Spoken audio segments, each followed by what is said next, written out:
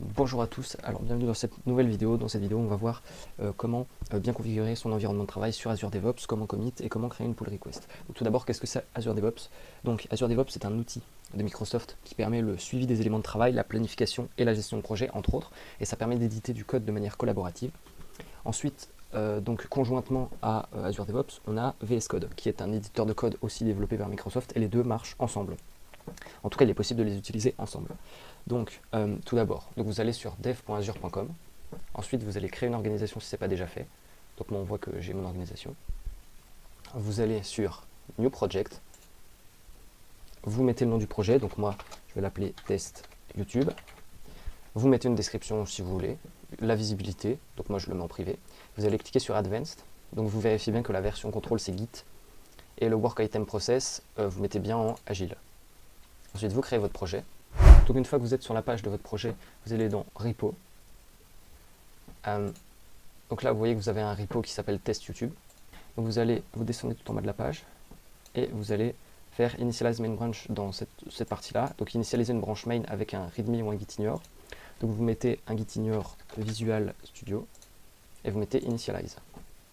Donc là, vous voyez qu'il vous a créé une branche main, donc ce qui est très important. Et ensuite, vous allez créer une nouvelle branche qui va s'appeler Dev. Et vous mettez bien Based on Main. Hop. Donc pourquoi on fait ça? Donc il faut savoir que sur les projets informatiques, par exemple quand on développe une fonctionnalité, qu'on peut représenter par une grande ligne, donc si on veut ajouter une fonctionnalité précise, mais qu'on veut la développer, mais qu'on ne veut pas tout de suite la publier, on la met dans ce qu'on appelle une branche. Donc une branche qui est basée sur le projet principal, donc sur le main. Et ensuite, une fois qu'on a validé la nouvelle feature et qu'il n'y a pas de problème de conflit, que c'est bien en adéquation avec le projet d'origine, on va faire ce qu'on appelle une pull request qui va prendre le contenu de la branche et qui va la mettre dans le main. Et donc c'est pour ça qu'on crée plusieurs branches. Donc on voit que dans le main, pour le moment, c'est vide. Et donc on va aller dans notre branche dev. Donc ensuite, une fois que vous êtes dans la branche dev, vous allez cliquer sur clone. Ensuite, vous allez cliquer sur clone in VS Code et vous allez ouvrir Visual Studio Code. Donc là, vous pouvez voir qui vous ouvre pour mettre votre dossier en local. Donc moi je vais le mettre sur le bureau. Hop, donc là il est en train de le cloner. Vous faites open. Donc là vous avez votre repo. Donc vous cliquez sur en bas à gauche sur main et vous allez cliquer sur dev. Hop, et donc là vous êtes dans votre branche dev. Donc là vous mettez du code, index HTML. Hop. Ensuite, donc là pour le moment c'est pas dans notre branche main. Si on va sur Azure DevOps et qu'on actualise, donc là c'est pas du tout dans notre branche main. Donc pour ce faire, il faut qu'on fasse ce qu'on appelle un commit.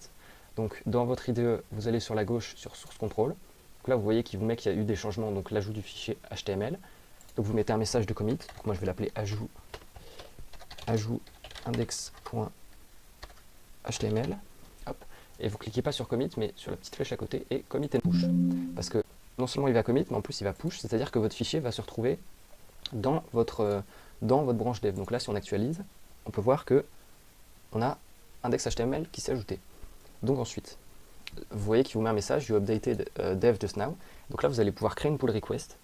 Donc ajout, on va mettre merge branche dev into main.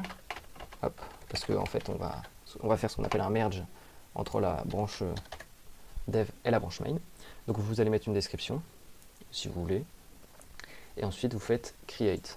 Hop. Et donc là il y a une pull request qui vient d'être créée, et donc si vous l'approuvez, faites-le pas, mais voilà, si vous l'approuvez, le contenu de la branche dev se retrouvera dans la branche main. Et donc c'est là tout le but de ça, c'est qu'en fait, si votre pull request est acceptée, tous les fichiers de la branche dev se retrouveront dans la branche main.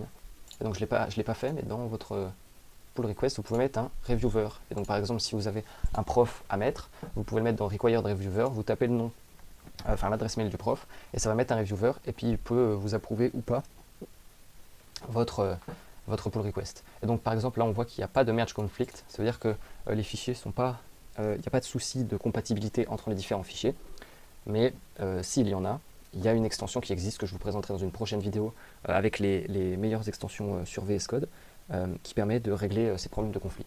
Merci de m'avoir écouté et à bientôt pour une prochaine vidéo.